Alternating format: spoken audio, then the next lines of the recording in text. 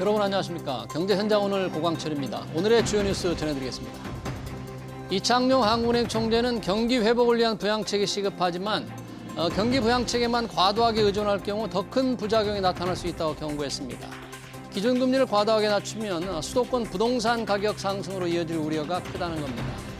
이에 따라 성장 잠재력의 지속적 하락을 막고 경기 변동에 강건한 경제 구조를 구축하는 노력을 병행해야 한다고 강조했습니다. 스콧 베선트 미 재무장관은 국가별 협상 경과에 따라 상호 관세에 대한 유예 기간을 연장할 수 있다고 밝혔습니다. 반면 트럼프 대통령은 연장할 용의는 있지만 필요하지 않을 것이라고 한 걸음 물러섰는데요. 대선과 새 정부 출범으로 시한에 쫓기는 한국에 협상 시간이 더 주어질지 주목됩니다.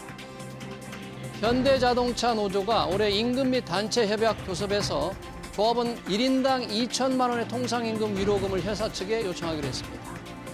대법원이 정기 상여금도 통상임금에 포함해야 한다고 판결하면서 소급 적용은 제한했는데 위로금 형태의 소급 지급을 주장하는 겁니다. 노조가 실제 이 안건을 임단협 테이블에 올리면 법적 논란과 함께 사측과 상당한 갈등이 예상됩니다. 코스피가 이재명 정부의 증시 친화적인 정책에 대한 기대감에 힘입어 3천선을 향해 뛰고 있습니다. 특히 상법 개정안과 배당 촉진을 위한 세제 개편에 투자자들의 관심이 높은데요. 임기중 코스피 5천이 가능할지 이어지는 집중 진단에서 살펴보겠습니다. 경제현장 오늘은 SBS 비즈 앱과 유튜브에서도 실시간 시청 가능합니다. SBS 비즈 앱을 다운받아 시청하면 더 많은 정보와 뉴스를 볼 수 있습니다.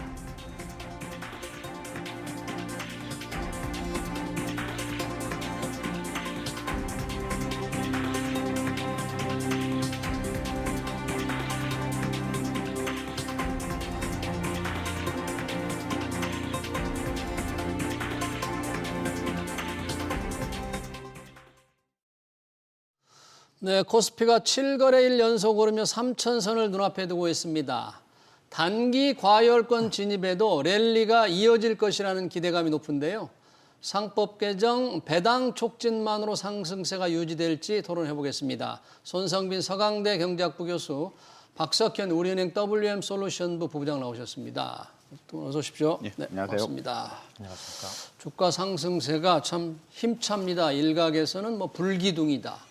이재명 랠리다. 다양한 표현이 있고 기대감도 높은데 요즘 상승세 여러 가지 이유가 있을 것 같은데요. 우리 손성빈 교수님 혹시 상승세의 가장 큰 동력 결국 이재명 정부 출범에 따른 기대감인가요? 뭔가요? 우선 국정에 투자하고 있는 개인 투자자로서 요새 아주 마음이 따뜻합니다. 네. 그래서 그렇군요. 이 상승이 지속되고 있는데 네. 이 상승의 동력이 무엇이냐. 네. 이것을 알기 위해서는 코스피 일별 수익률과 예. 일별 투자자별 매수 패턴을 살펴보는 것이 필요한데요. 예. 개인 투자자의 경우에는 순매수와 일별 수익률이 강한 음의 상관관계를 보이고 있습니다. 이 말은 개인들은 주가가 오를 때 이거를 이익 실현의 기회로 삼아서 팔고 네. 주가가 떨어질 때 저가 매수 기회로 삼아서 사는 그런 전략을 쓰고 있는데 반해 예. 외국인들은 네. 일별 수익률과 순매수가 강한 양의 상관관계를 보이고 있습니다. 이거는 외국인들은 상승 추세 때 더 사고 네. 하락 추세 때 더 파는 전형적인 모멘텀 투자를 하고 있는 뜻입니다. 예. 이런 걸로 봤을 때 최근에 강한 코스피 상승은 결국 외국인들의 힘이다. 외국인들이 돌아온 덕이다. 이렇게 볼 수 있는데 예. 근데 작년 8월부터 예. 9개월 연속으로 순매도를 하고 있었는데 네. 10개월 만에 왜 돌아왔냐. 왜 돌아왔느냐? 이게 상법 개정 때문이냐. 예. 그럴 수도 있지만 순매도가 순매수로 돌아선 거는 5월부터였고 예. 4월 중순부터 환율이 하락하면서 원화가 강세된 거를 보면 네. 결국 이것은 환율 원화 강세 때문이다. 원화 강세에 대한 예상으로 외국인들이 들어온 돌아섰다. 것이다. 이렇게 네. 보는 것이 타당할 것 같습니다. 네, 지금의 상승세 가장 큰 게 외국인들이 돌아오는 것, 외국인이 돌아온 이유, 원화 가치가 올라가는, 원달러 환율이 떨어지는 건데, 환율만은 아닐 수도 있겠죠. 우리가 정치적 불확실성이 좀 해소되면서 뭔가 또 이 좀 안정을 되찾고 더군다나 상법 개정을 한다고 그러니까 소액주주들에 대한 굉장히 우호적인 새로운 뭐 정책이 나올 것이다. 이 상법 개정안이 굉장히 영향이 크다고 자꾸 얘기하는데 정말 그 원동력이 있습니까? 환율 외에도 어떻게 봐야 될까요? 일단 상법 개정 같은 경우는 그 주주권 강화가 이제 대표적인 어떤 목적이 될 수 있을 것 같고요. 이게 이제 그 신정부 새로운 정부 들어오기 전에는 계속 이제 뭐 추진이 안 되다가 추진은 됐죠. 예. 근데 결론적으로 이게 이제 정부 정책, 정부 지지를 못 받았었는데 이번에 신정부 들어와서 이 부분이 이제 새롭게 뭐 강력하게 좀 추진될 가능성이 좀 높아졌고요. 상법 개정이 된다면 가장 이제 기대가 되는 부분은 주주 권익을 이제 강화한다. 예. 라는 부분이 이제 가장 큰 요인이라고 볼 수 있을 것 같고 네. 이렇게 됐을 경우에는 흔히 말하는 그 코리아 디스카운트가 어느 정도 해소가 될 수 있지 않느냐 뭐 이런 부분들이 더 나아가서는 MSCI 선진국 지수 편입도 가능하게 할 수 있는 요인이다. 라고도 기대가 되고 있기 때문에 이런 네. 부분들이 투자 심리 측면에서 분명히 이제 플러스 요인으로 작동한다라고 볼 수 있을 것 같고요. 네. 그리고 당장은 이게 좀 되지 않더라도 점진적으로 될 가능성이 높기 때문에 막 기대감을 너무 높이기는 이게 뭐 주가를 당장 어떻게 큰 폭으로 끌어올리는 요인은 분명히 아니거든요. 시간이 걸릴 필요성이 있기 때문에 네. 일단 1차적으로 주가에 좀 어느 정도는 반영이 된 상태고 지금은 그 상법 개정 이후에 예. 주식 시장에 미치는 실질적인 영향력에 대해서 좀 고민을 해봐야 될 시기가 되지 않을까라고 볼 수 있을 것 같습니다. 네, 그렇군요. 장세가 이렇게 좋은데 뭐 불장이라고도 할 정도로 좋은데 이런 상승장에서 가장 웃는 업종이나 지금 종목은 어떤 것이고 지금 그럼에도 불구하고 이런 상승장에서도 맥을 못 추는 업종도 있죠. 어떻게 좀 균형 어떻게 나눠집니까? 아까 제가 예. 환율이 원화 강세가 가장 큰 그 주가 상승의 원인이라고 말씀드렸는데 외국인 들어온 예, 이후 그렇다고 해서 뭐 국내적인 요인이 전혀 없는 음. 대외적인 요인 때문에 그렇다는 뜻은 아닙니다. 아, 예. 그 외국인들의 그 순매도 물량을 봐도 5월부터 꾸준히 상승하다가 6월 들어서 급격히 상승하는 거를 볼 수 있는데 그것은 원화의 강세가 외국인들이 돌아올 수 있는 토대를 마련했는데 네. 거기에 정치적 불확실성 해소나 정책 변경에 대한 기대가 어떤 심리적인 추가적인 모멘텀을 제공했다고 볼 수 있거든요. 네. 그래서 외국인들이 또 실제로도 그 정책의 수혜를 받을 수 있는 예. 그런 업종에 주로 그 매수가 많이 되고 있고 그런 네. 업종들의 그 성장세가 그 주가 상승세가 도드라지고 있습니다. 네, 그렇군요. 그런 업종이 과연 뭘까? 지금 외국인들이 주로 사는 업종이 반도체입니까? 예, 외국인들이 지금 그 5월 달에 외국인들이 한 1조 한 1,000억 원, 2,000억 원 정도 순매수를 했고 예. 6월 들어서는 이 순매수 규모가 이제 급격히 이제 늘어났는데 절반 정도는 반도체다라고 볼 수 있을 것 같고요. 절반. 예, 이 그 반도체 중에서도 외국인들은 SK 하이닉스에 네. 집중적인 매수를 기록을 하고 있습니다. 그러니까 반도체 순매수 금액이 한 1조 9천억 원 정도 기록을 하고 네. 있는데 예. SK 하이닉스에 한 1조 원 정도, 삼성전자에는 한 8,500억 원 정도를 기록을 하고 있기 때문에 왜 삼성전자보다 SK 하이닉스를 좀 선호하나요? 상대적으로 이익 전망치가 SK 하이닉스가 조금 더 호조를 좀 보이고 있고요. 물론 1분기 실적 발표 결과가 삼성전자가 상당히 좋게 나왔고 네. 이 이후에 삼성전자에 대한 실적 전망도 긍정적으로 제시가 됐긴 했지만 지금 현재 봤을 때 2분기까지는 SK 하이닉스나 삼성전자나 모두 실적이 괜찮을 것으로 예상이 되고 있는데요. 2분기. SK 하이닉스하고 삼성전자하고 갈리는 부분이 이제 하반기 전망이고요. 3분기, 4분기 전망치는 SK 하이닉스 같은 경우는 옆으로 좀 횡보를 하는 그러니까 이익 전망치가 뭐 상향이나 하향이 되지도 않는 상황에서 옆으로 이제 유지가 되는 현상인데 삼성전자 같은 경우는 3분기하고 4분기 실적 전망치 그리고 내년도 26년도 실적 전망치가 좀 하향 조정되고 있기 때문에 하향 낮아지는 쪽으로. 맞습니다. 뭐 여러 가지 요인이 있겠지만 아무래도 삼성전자가 파운드리 부분에서의 경쟁력을 계속 확보를 못하고 있기 때문에 여기에 대한 어떤 추정치 감익이 조금 미뤄지고 있다라고 볼 수 있을 것 같고 네. 이런 부분들이 시가총액이 삼성전자하고 SK하이닉스하고 거의 한 2배 가까이 차이가 나는데 그럼에도 불구하고 SK 하이닉스의 삼성전자보다 2배 이상의 순매수가 유입이 되고 있는 한 원인이 되고 있다라고 볼 수 있을 것 같습니다. 반도체 외에는 어떤 부분에 좀 외국인들이 관심을 갖고 있나요? 반도체가 절반 정도라면? 예. 외국인들이 많이 사는 업종이 이제 그 국내 시장에서 올해 주도주라고 볼 수가 있는 조선 방산 업종에 역시 조선 외국인 방산. 순매수가 상당 부분 많이 집중이 되고 있는 상황이고요. 예.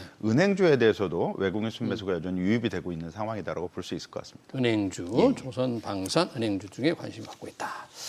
이재명 대통령이 증권거래소를 처음으로 좀 방문을 했습니다. 취임 이후에. 거기에서 주식을 부동산에 버금가는 투자 수단으로 만들겠다. 배당을 좀 촉진하는 세제 개편이나 제도 개편을 준비하고 있다. 그러니까 배당을 더 늘려라. 기업에 뭔가 좀 인센티브를 많이 주는 법을 만들거나 법을 고치거나 뭐 제도를 만든다는 건데 이 정도만으로도 꽤 증시에 이런 발언이 이제 현실화 될 텐데요. 증시에 좀 많은 탄력을 좀 줄 수 있을 것으로 보십니까, 이 부분?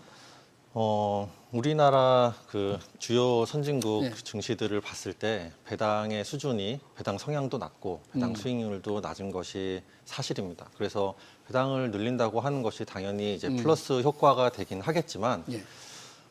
배당의 크기 아니면 또 뭐 중간 배당 이런 이야기도 나오는데 네, 배당의 중간 배당. 빈도 이런 것보다도 더 중요한 것은 네. 배당을 얼마나 진지하게 기업이 투자자들에게 안정적이고 꾸준하게 제공을 하느냐 이것이 더 중요한 것이라고 생각합니다. 예. 그 기업마다 그 성장성이나 자본 효율성 아니면 수익성이 다 다른데 그런 거를 그렇다는 것은 최적 배당 성향이 기업마다 다르다는 것을 의미합니다. 그래서 예를 들어서 기업이 아주 돈을 효율적으로 잘 사용하고 있고 높은 수익성을 내고 있는 경우에는 벌어들인 이익을 주주들에게 나눠주는 것보다는 그 돈을 스스로 재투자를 해서 계속 돈을 더 잘 버는 것이 오히려 주주 가치를 높이는 데 더 바람직한 방향이기 때문에 어떤 정책의 방향을 배당의 성향, 배당 성향을 어떤 수준 이상으로 올려라 이런 식으로 하는 것은 어떻게 보면은 조금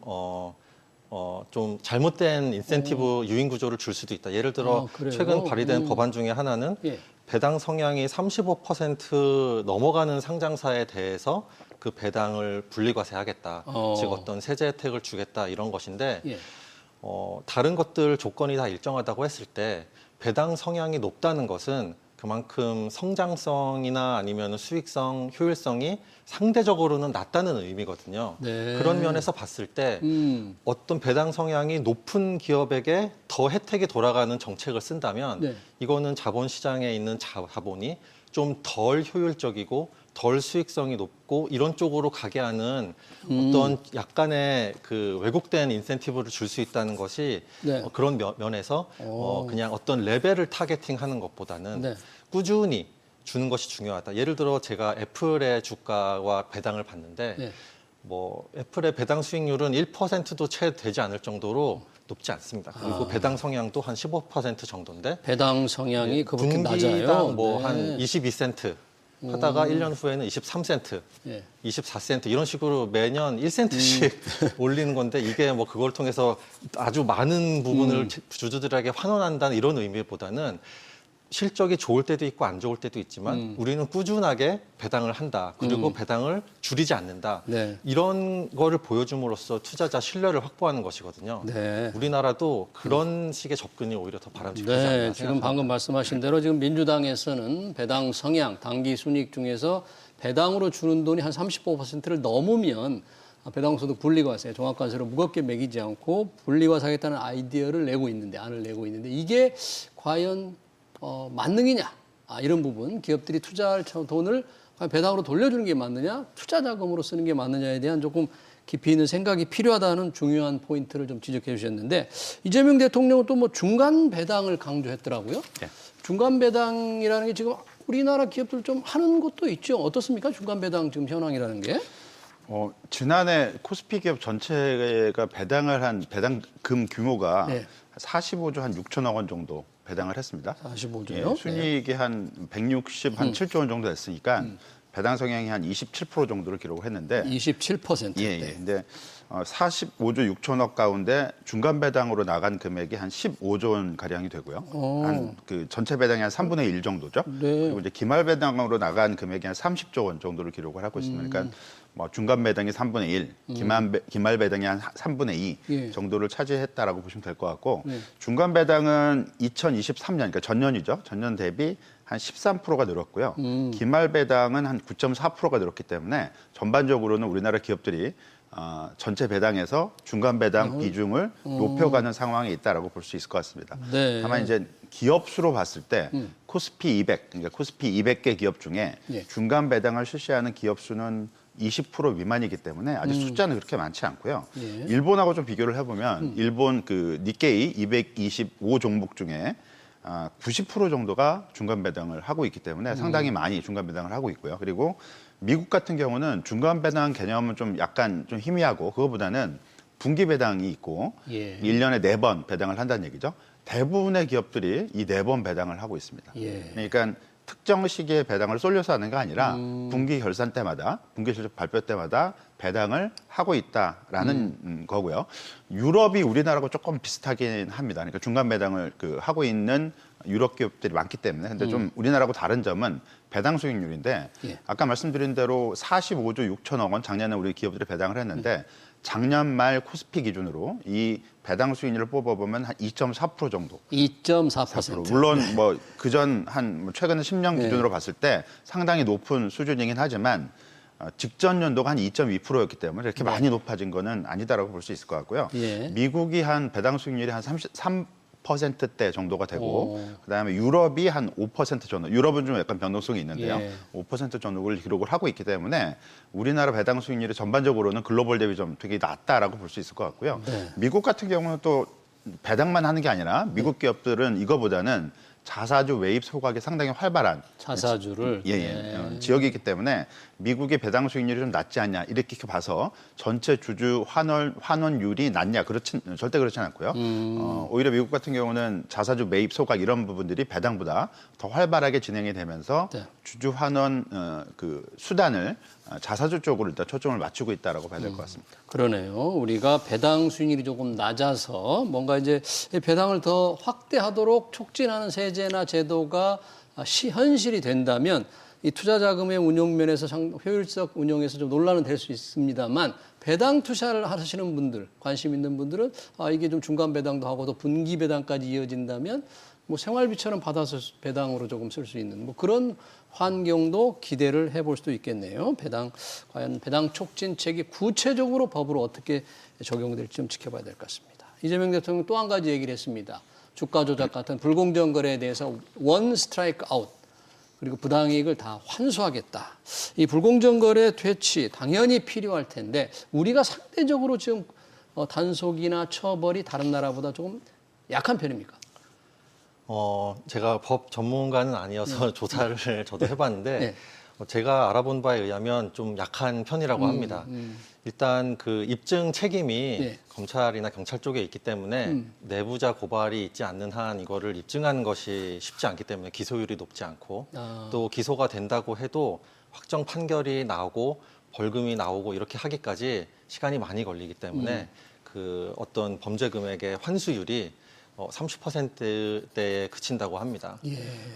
영국 같은 경우에는 민사 절차에서는 그 과실 입증 책임이 피고에게 있는 그 역과실 증명제를 도입했다고도 하는데 예. 우리나라 같은 경우에는 그런 면에서 좀 미비한 점이 있는데 그런데 작년에 그 나온 개정안에 의하면 예. 이렇게 확정 판결이 나면 이제 벌금이 확정되는 거 아닙니까? 그 전에 과징금 형태로 어떤 사법 처벌이 아니라 행정적인 처분으로 어떤 범죄 금액의 최대 2배까지 그리고 부당 이득이 없거나 그 산정이 곤란한 경우에도 네. 최대 40억 원까지는 과징금을 부과하는 할 수 있도록 법이 개정이 됐는데 그래서 형사 처벌의 상한은 아직 좀 낮지만 이런 경제적인 제재를 할 수 있는 가능성을 법을 개정함으로써 예. 어느 정도 그 경제적인 그런 제재 그런 거는 조금은 개선되고 있다. 네. 이렇게 알고 있습니다. 개선이 되고 있지만 대통령의 발언으로 본다면 훨씬 더 이게 강화될 것 같은데 아무래도 이 불공정 거래가 있으면 수많은 투자자들이 피해를 보기 때문에 정말 일벌백계하는 생각으로 뭐 폐가 망신할 정도로 하겠다. 그렇게 강화하는 게 좀 필요하겠네요. 그러면 시장을 어떤 공정한 질서 확립을 위해서는. 그렇죠. 근데 뭐 해외 사례하고 우리나라하고 대표적으로 다른 부분이 이 그 신상 공개를 하냐 안 하냐 이 부분이 좀 다릅니다. 신상 공개. 예, 우리는 그 불공정 거래를 하게 됐을 때 누가 어떤 이유로 어떤 내역으로 불공정 거래를 하게 됐는지 모르거든요. 그러니까 그런 사례가 있었다라는 정도까지만 알지 구체적인 내용은 모릅니다. 근데 미국 같은 경우는 신상 공개를 상당히 자세하게 해버립니다. 아, 그래요? 개인 신상도 공개하고 어떤 내용을 위반했고 이게 어떻게 됐다는 걸 얘기를 하게 되고요. 예. 또 바로 거래 금지를 시킵니다. 예. 그러니까 불공정 거래를 한 사람은 예. 주식 거래를 못하게 한다는 거죠. 주식 거래를 예, 아예 그냥 뭐 무기한까지도 이걸 처벌을 내리기 때문에 상당히 강력한 조항이라고 볼 수 있을 것 같고요. 네. 유럽이 미국보다 좀 느슨하긴 하지만 유럽도 신상 공개는 부분적으로 하기 때문에 이게 어떤 효과를 발생시킬 수 있냐면 예. 우리나라 그 불공정 거래의 재범률이 거의 한 30%가 된다고 해요. 재범률이 예, 그러니까 이게 신상 공개나 이런 거가 안 되기 때문에 다시 이런 어떤 범죄를 저질 수 있는 여지가 생긴다는 얘기죠. 이런 걸 차단하기 위해서 해외 같은 경우는 이런 거를 그 신상 공개를 하는 그리고 내역이나 어떤 이런 것들을 다 공개하는 추세이기 때문에 이런 부분들도 좀 고려할 필요성이 있지 않을까라고 볼 수 있을 것 같습니다. 네, 그러네요. 신상 공개를 하고 또 주식 거래를 상당 기간 못하게 해버린다면 그렇죠. 정말 이 불공정 거래를 생각지도 못하게 만드는 그런 예방 효과가 있을 것도 같네요. 앞으로 어떻게 강화된 법안이 나올지 좀 지켜보겠습니다. 자, 중요한 또 상법 개정안을 조금 더 얘기하고 싶은데 이 상법 개정안은 전 정부에서 거부권이 행사된 거죠. 지금 민주당, 여당과 정부는 더 강화하고 그리고 신속하게 통과시키겠다고 약속을 했습니다. 지금 주주권익, 소액주주 권익을 강조하는, 주주권익을 더 보호하는 가장 핵심적인 내용이 이사의 충실은 확대입니까? 그 부분이에요. 그게 왜 어떻게 이게 소액주주에게 도움이 될까요? 그게? 그 지배주주와 소액주주 간의 그 이해가 충돌할 수 있는 부분이 예를 들어 합병, 분할, 또 요새 뭐 쪼개기 상장 이런 것도 있는데 그런 유상증자나 자사주의 마법 이런 부분인데 합병이나 분할 이런 거는 회사 측면에서 보면은 그러니까 주주 그 회사에 대해서는 중립적인 그런 거래이기 때문에 그 주주 간에 누가 이익을 보고 누가 손해를 보고 이런 거기 때문에 그 조문에 주주란 말이 없으면은 이런 것에 대해서 제재를 할 수 없다라고 하는 논리가 이제 주주라는 표현이 거기에 들어간다고 하는 거고요. 예. 또 하나가 그 3% 룰이라는 건데 3% 룰이 이거는 뭡니까? 그 독립적 그 감사위원을 선출할 때 지배주주의 지분율은 3%를 넘더라도 지배주주와 특수관계인을 포함한 지분은 3% 이내로 제한한다. 네. 이런 또 예전에 거부권으로 그 폐기됐던 법률보다 더 강화된 것을 이번에 발의를 한다고 하는데요. 예. 이게 무슨 뜻이냐면 그 감사위원회에 들어가는 이제 감사 역할을 하는 그 이사는 최대 주주나 그 특수관계인의 뜻과 다른 사람이 들어갈 수 있는 이제 가능성이 완전하게 열리는 것입니다. 최대 주주, 지배 주주를 강력하게 견제할 수 있는 분들이 들어온다 그런 얘기죠. 그래서 이거는 이제 기업별 그 이사회 독립성이 아주 강화될 수 있는 그런 효과는 있을 거라고 보지만 또 몇 가지 이제 구조적인 문제도 생각할 수 있는데 특수관계인이라고 하면 어디까지가 특수관계인이냐. 예를 들어 가족이면 좀 명확할 수 있지만 아주 친한 사람이라든가 어떤 업무적인 연관이 없는 사람 중에서 그런 게 특수관계인이냐. 여기서 한 가지 모호성이 있기 때문에 이건 판례로서 많이 좀 확립이 돼야 될 것 같고요. 또 여러 가지 뭐 지배주주와 소액주주 간의 이해관계가 달라지는 가장 큰 사실 이유 중에 하나는 이런 법적인 문제도 있긴 하지만 주주총회에 사람들이 참석을 안 하기 때문입니다. 자기의 권리를 행사하지 않기 때문이에요. 얼마 전에도 선거가 있었지만 소액주주들이 우리의 민의를 가장 잘 반영하는 방법이 무엇입니까? 투표율을 높이는 방법이잖아요. 주주총회에서도 많은 소액주주들이 와서 자신의 의견을 표시하고 그것이 결의가 되든 안 되든 거기서 뭐 항의를 하든 어떤 식으로 의사표시를 할 수 있는데 우리나라 코스닥의 경우에는 주총 참석 비율이 1.2%밖에 안 돼요. 1.2%. 그러니까 하지도 않아 놓고선 나중에 나의 이익이 침해됐다 이렇게 말하는 것은 투표도 하지 않았으면서 뭐 나의 뭐 권리를 요구하는 이런 거라고도 볼 수 있기 때문에 투표율을 높이려면 직접 투표장에 주주총회 때 가기가 어려우니까 전자투표를 빨리 좀 활성화할 필요는 있겠네요. 왜냐하면 주식을 여러 군데 투자하는 분들 그것도 소액주주들인데 다 갈 수 없기 때문에 짧게 한 말씀만 더 드리자면 그런 경우에는 소액주주는 얼마 없고 지배주주는 3%밖에 없으면 결국에는 이사를 누가 다 차지하게 되느냐? 뭐 집단적으로 행동할 수 있는 외국계 투기 자본이나 이런 것들이 장악을 할 수도 있기 때문에 네. 이런 부작용도 충분히 고려를 해야 된다고 생각을 합니다. 지금 분위기로는 상법 개정안 이제 민주당이 좀 강화한 법안을 상정을 해서 통과시킬 것 같아요. 이제 뭐 거부권도 행사할 수 없을 테니까 이재명 대통령도 이야기했으니까. 그러면 상법 개정안의 효과가 전반적으로 증시 나타나겠지만 좀 더 이렇게 구체적으로 따져 본다면 뭐 수혜 업종이랄까 어떤 게 좀 특별히 더 혜택을 받을 수 있는 건 뭘까요?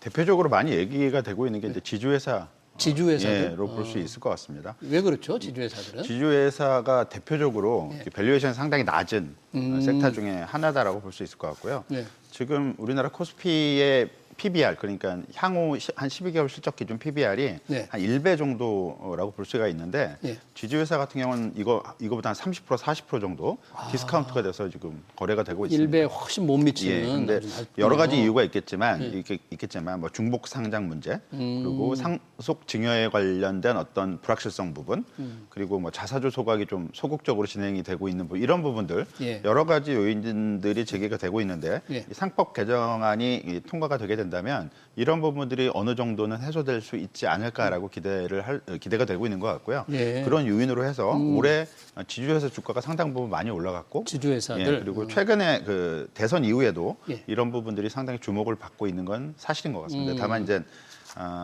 주가가 상당 부분 많이 올라가서 어느 정도는 기대했던 효과가 어느 정도는 이미 많이 반영이 되고 있다. 선 반영이 되고 있다. 라고 보여지기 때문에 예. 이 부분이 어떤 급등을 다시 추가적으로 더 이끌 수 있을 것이다라고 기대하기는 조금은 좀 섣부른 감이 좀 있지 않을까라고 볼 수 있을 것 같고요. 네. 상법 개정과 관련된 주식시장 수혜 그리고 예. 전체 시장 수혜 그리고 일부 업종 지주회사 같은 수혜 분명히 있는 건 맞긴 하지만 이렇게 당장 어떤 큰 폭발적인 위력을 나타낸다라고 보기는 좀 어려울 것 같고요. 중장기적으로 진행이 될 과제다라고 볼 수 있을 것 같고 그리고 앞에서도 말씀을 해주셨지만 상법 개정안과 관련된 긍정적인 부분이 더 많긴 하지만 분명히 부정적인 부분도 분명히 있습니다. 부정적인 부분. 부부장이 보시기에 부정적인 부분 한두 개 더 들어주신다면. 예를 들면 이 주주의 이제 권익을 같이 중요시하는 게 이제 상법 개정안의 이제 첫 번째 목표잖아요. 네. 근데 회사의 역할이 물론 주주를 중요시해야겠지만 그 회사에 다니는 종업원, 노동자들이죠. 예. 그리고 그 회사가 사회 전체적으로 차지하는 위치 이런 것도 다 중요합니다. 예를 들어서 주주의 권익을 하기 위해서 회사의 어떤 수익성을 높이기 위해서 고용을 안 한다든가 아니면 직원들을 해고한다든가 또는 회사가 설비 투자를 해야 되는데 예. 설비 투자가 아니라 배당하고 자사주 매입만 하게 하는 이런 쪽으로 가게 된다면 주주의 권익은 충분히 보호가 되겠지만 이 회사의 사회적인 위치에서 해야 될 부분은 아무래도 좀 약화될 수밖에 없고요. 노동자 보호 자체도 약화될 수가 있습니다. 네. 상법 개정안이라는 거는 꼭 이게 황금알을 낳는 거의가 될 것이다라고 기대를 하고 있지만 꼭 그렇지만은 않고 네. 마이너스 부분, 보완해야 될 부분도 있기 때문에 조금 그 중기적인 관점에서 봐야 되지 않을까라고 볼 수 있을 것 같습니다. 네, 그러네요. 상법 개정안에 대한 기대감으로 주가가 오르는 측면도 있지만 부작용도 있다. 여러 가지 좀 걱정, 실제 기업들이 많이 걱정을 하고 있는데 상법 개정안을 발의하게 만든 게 기업들이 이제 소액 주주를 조금 보호를 제대로 신경을 쓰지 않은 데 대한 그런 문제에서 나온 거기 때문에 그런 좀 더 신경을 쓰면서 부작용도 좀 최소화할 수 있는 대책이 나와야 될 것 같네요. 마지막으로 짧게 시간이 없습니다만 이재명 대통령이 임기 중 5천 우선 가능할까요? 이게 가능할까요? 라는 질문이 조금 너무 단편적입니다만. 5천 정말 갔으면 좋겠습니다. 네, 갔으면 좋겠다. 근데 이 현실성을 보기 위해서 네. 일본의 경우를 보면 좋을 것 같은데요. 네, 짧게 좀 부탁합니다. 네. 배당을 늘리거나 지배구조 개선만으로는 한계가 있다. 한계가 있다. 한 20-30% 올릴 수는 있지만 전반적인 구조 개혁을 해야 5천 갈 수 있다고 오케이, 생각합니다. 그렇게요. 우리 부장님도 좀 짧게 좀 부탁합니다. 5천선을 위한 우리가 필요 조건? 지금 코스피 PER 값이 10배로 올라와서 PER 10배. 예, 장기 평균까지 올라왔거든요. 이 얘기는 저평가는 아니다라는 얘기입니다. 한국 시장이. 이제 저평가는 아니다. 예, 저평가는 아니다라고 볼 장기 수 있을 것 평균이구나. 같고요. 따라서 일단 주가가 여기서 3,000포인트 이제 거의 왔기 때문에 그래서 5,000포인트 가려면 어떤 재평가를 받고 싶다 이런 부분보다는 기본적으로 주가 상승의 원천이 되는 기업이익이 그만큼 늘어날 수 있느냐 이걸 이제 봐야 될 것 같고요. 뭐 5천까지 가려면 연간 기업이익이 한 9%에서 10% 정도 늘어난다면 예. 충분히 이제 가능할 수 있다라고 볼 수 있지만 기업이익이라는 거는 이게 약간 굴곡이 있거든요. 플럭추에이션이 있다라고 봤을 때는 한 4천 정도면 모르겠는데 5천은 그 쉽지 않은 과제다라고 볼 수 있을 것 같습니다. 알겠습니다. 기업이익이 꾸준하게 연간 9% 정도는 가야 된다. 그런데 9% 달성이 쉽겠습니까? 그렇게 이익이 좀 그 정도 거둘 수 있는 경제 경영 상황 환경을 좀 우리 정부가 중장기적으로 만들어야 될 것 같습니다. 네, 최근에 불기둥을 보이고 있는 코스피 상승 그리고 전망까지 잘 토론 들었습니다. 지금까지 손성빈 서강대 경제학과 교수, 박석현 우리은행 WM솔루션부 부부장이었습니다. 고맙습니다.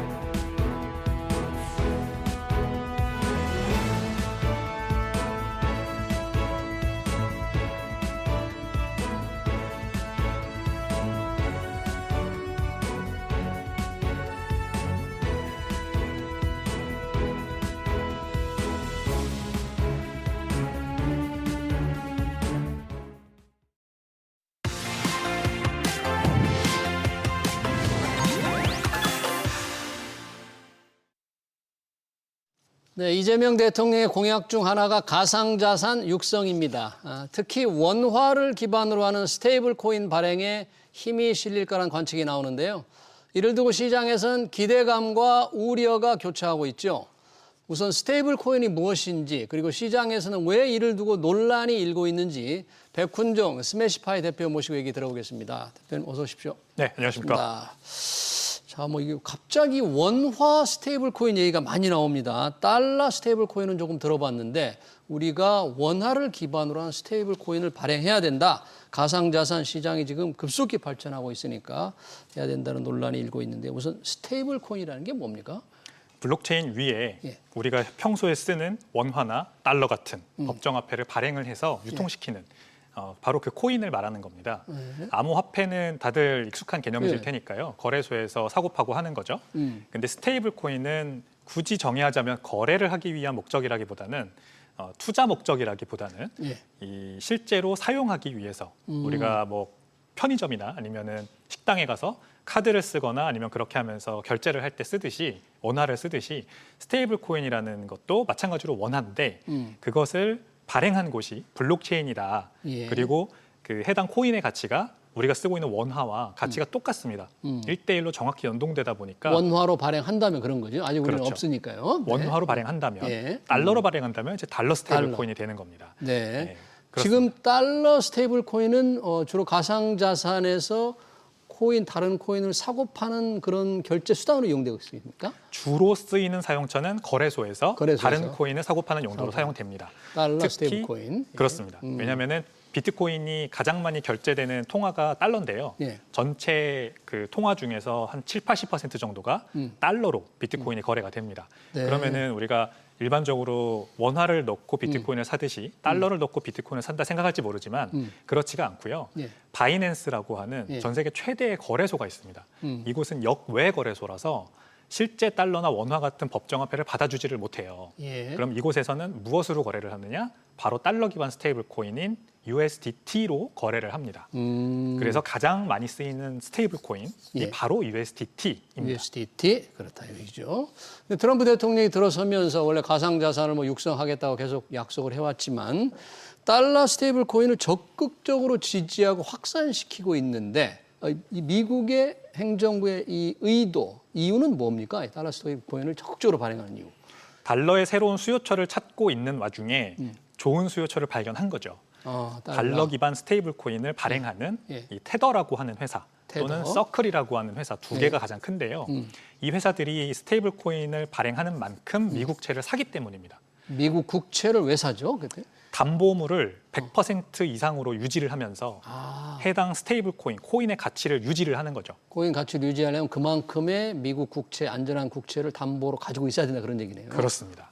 그래서 이 테더가 거의 독일 정부보다도 많은 지금 미국채를 사서 보유하고 있다 보니까 트럼프 대통령 입장에서는 만약에 스테이블 코인을 합법화 시켜줘서 전 세계적으로 통용되면 달러와 미국채에 대한 수요가 여기에서 발생할 수 있겠구나.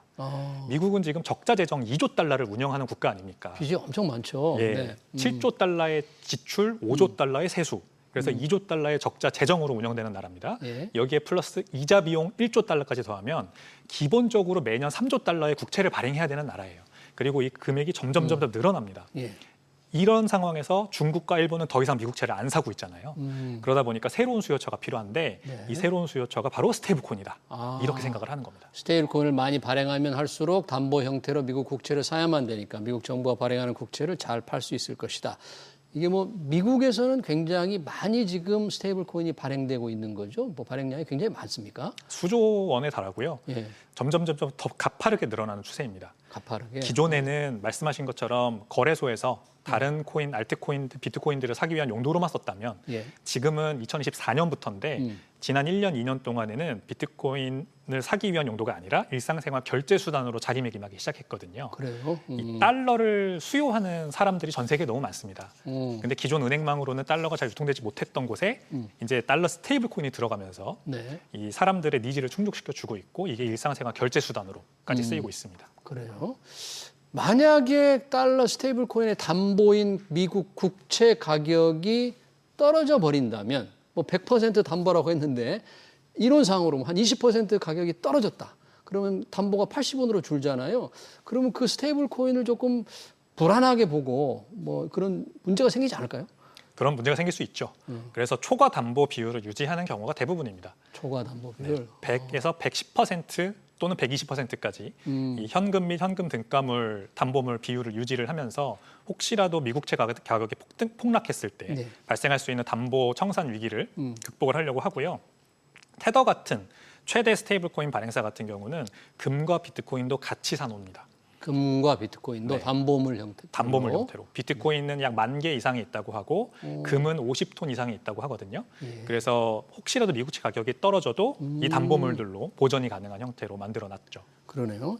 이 국내에서도 지금 달러 스테이블 코인이 쓰인다고 하던데요. 주로 지금 국내에서는 어떻게 쓰이고 있어요, 이게? 가장 대표적으로 홍콩의 핀테크 기업이 발행한 리닷페이라고 하는 카드가 있습니다. 리닷페이요? 네. 리닷페이라고 하는 카드가 있는데 비자 카드입니다. 네. 그냥 일반적인 비자 카드처럼 우리가 체크 카드 쓰듯이 쓸 수 있는데 여기에는 사실 달러 기반 스테이블 코인이 쓰입니다.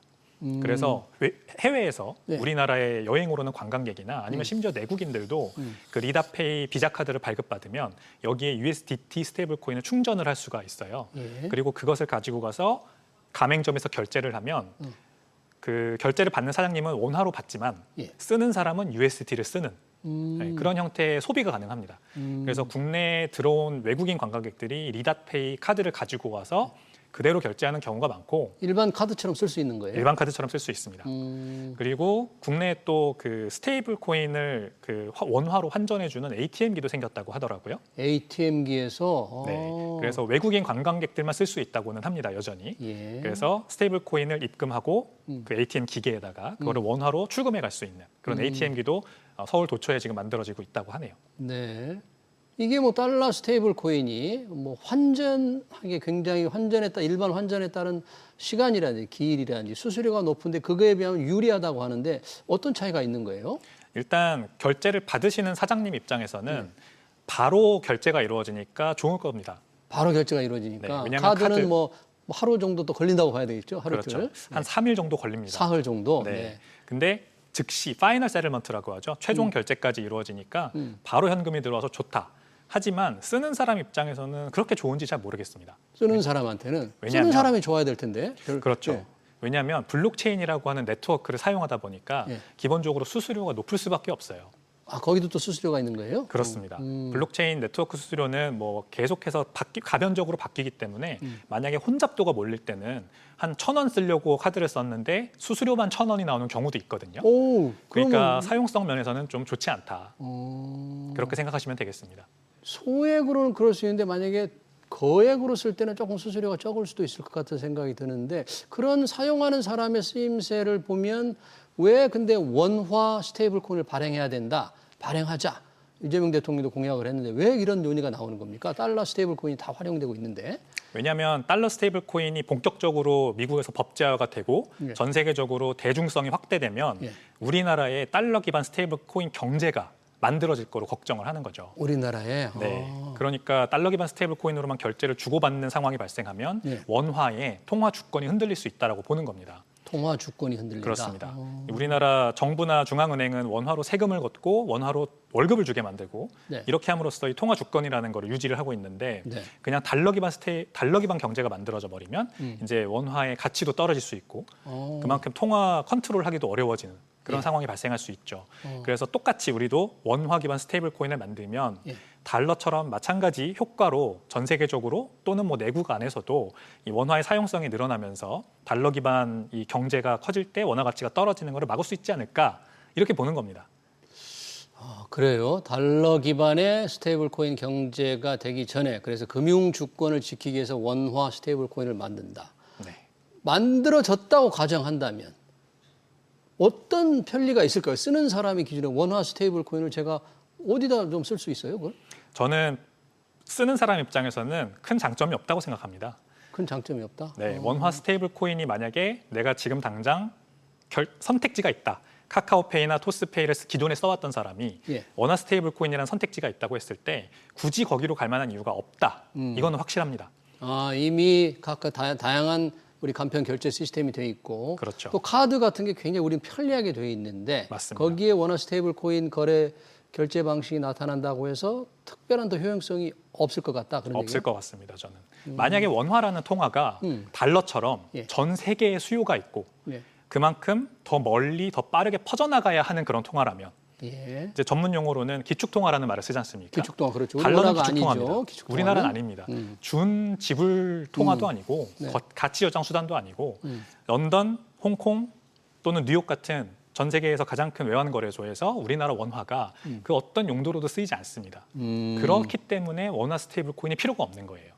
어차피 내수용 통화이기 때문에 우리나라 안에서 충분히 디지털 결제가 다 보편화돼 있고 다들 페이 서비스를 카드를 쓰고 있는 와중에 네. 굳이 원화 스테이블 코인을 더할 이유가 없는 겁니다. 없는 거예요. 만약에 해외에서 원화를 달러처럼 정말 많은 사람들이 원한다면 그러면 블록체인을 통해서 국경을 뛰어넘고 그리고 더 빠르게 더 멀리 원화를 보내야 되기 때문에 이제 필요한 거죠. 근데 지금은 그게 아니라서 필요 없는 겁니다. 네. 그런데 이제 달러 기반 스테이블 코인이 활성화될 경우에는 우리 시장에서 우리나라 안에서 그게 많이 쓰인다.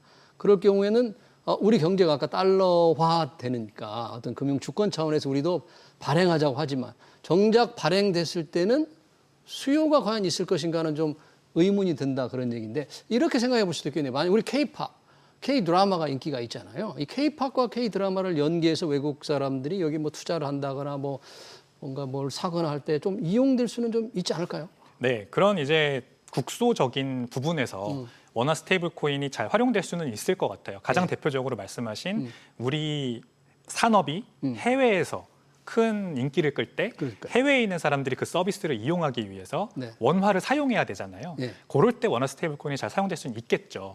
하지만 이게 전 국민적으로 큰 정말 사용성으로 이어질 거냐는 네. 이제 퀘스천 마크가 있는 거고 결국 이거잖아요. 원화 가치를 달러 스테이블 코인 경제가 우리나라에 만들어지는 것은 사실 막을 수 없는 현상이라고 봐야 됩니다.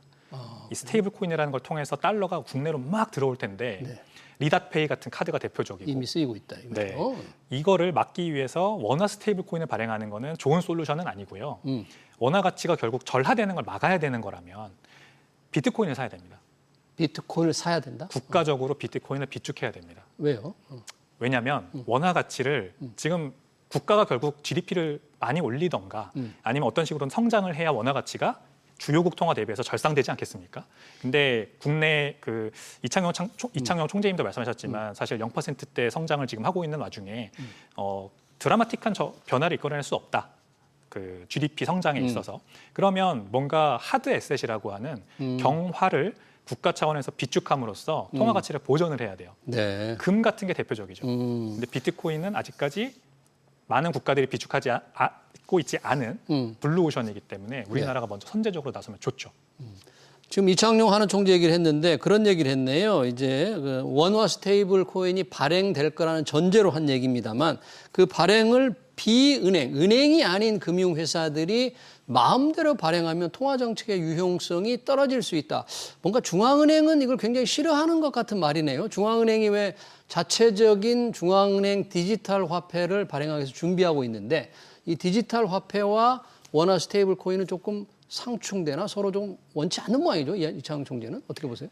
네, 왜냐하면 이 스테이블 코인을 발행하는 주체가 민간 기업들로 확산될 거라고 보기 때문입니다. 민간 기업들로. 중앙은행 입장에서는 이제 시중 은행들이 발행하는 식으로 가면 어차피 기존의 은행망을 관장하는 게 중앙은행의 역할이었기 때문에 네. 스테이블 코인이 발행돼도 컨트롤할 수 있다고 보지만 만약에 민간 기업들까지 이걸 할 수 있게 되면은 이제 더 이상 금융망으로 이거를 컨트롤할 수 없다라고 보는 거죠. 그래서 중앙은행의 역할은 결국 이 인플레이션과 그다음에 완전 고용을 다 달성하는 거 아닙니까? 인플레이션 억제와 완전 고용을 그거를 통화 발행량 증가 또는 그 기준금리 인하 인상 가지고 하는데 이게 제대로 이제 정책이 먹혀들지 않을 가능성을 우려를 하는 것이죠. 네. 이창용 총재는 걱정을 하지만 이번 이재명 정부의 첫 정책 실장 아주 중요한 자리입니다. 이 자리에 간 김용범 전 기재부 차관이 들어가기 전에 정책실장으로 발령되기 전에 가상자산 업계에서 오랫동안 좀 있었습니다. 몇 년간 있으면서 이 원화 스테이블코인 발행을 굉장히 강력히 주장해 왔는데 정책실장의 어떤 생각, 철학이 원화 스테이블코인 발행에 조금 큰 기여를 할 것으로 보십니까? 네, 원화 스테이블 코인은 이제 큰 주요 당론으로 지금 그 밀고 있기 때문에 충분히 통과될 거라고 보지만 모든 게 다 마찬가지입니다. 원화 스테이블 코인도 마찬가지인데 정부가 어떤 문제를 해결해 줄 거라고 믿는 거는 조금 나이브한 생각이 아닌가 저는 생각을 합니다. 네. 민간에서 어떤 솔루션이 자연스럽게 발생하는 게 좋지 어떤 기조실장, 정책실장이 들어와서 뭔가 밀어붙인다고 해서 문제가 해결될 거라고 믿으면 안 될 것 같다. 그런 생각이 듭니다. 우리나라가 이제 가상자산 산업 발전에서 좀 뒤졌는데 이 스테이블 코인에서도 조금 뒤진 상태에서 해보려고 한다면 만약에 하더라도 이창용 하는 총재의 걱정처럼 조금 뭐 은행 위주로 좀 점진적으로 출발을 해보면 어떨까 뭐 이런 생각도 드네요. 말씀 들어보니까. 점진적으로 하는 게 차라리 더 좋을 것 같습니다. 저도. 네, 그러네요. 원화 스테이블 코인 그리고 달러 스테이블 코인 관련 얘기 잘 들었습니다. 지금까지 백훈종 스매시파이 대표였습니다. 대표님 고맙습니다. 감사합니다. 네.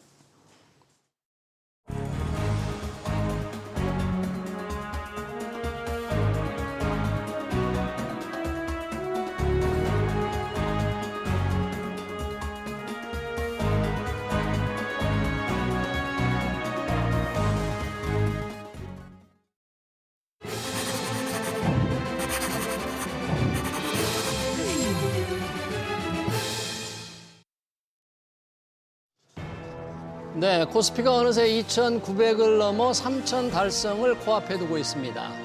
소액주주를 더 챙겨야 하는 상법 개정안과 배당 확대 같은 새 정부 정책 기대감에 외국인들이 순매수에 나서면서 주가가 뛰고 있는데요. 문제는 지속 가능성입니다. 주가는 기업의 이익을 따라갑니다. 이익을 늘릴 수 있도록 국내의 경제 환경이 개선되지 않으면 지금의 랠리는 오래가기 어렵습니다. 경제의 기초 체력을 더 높여야 합니다. SBS 비즈 경제현장을 여기서 마치겠습니다. 시청해주신 여러분 고맙습니다.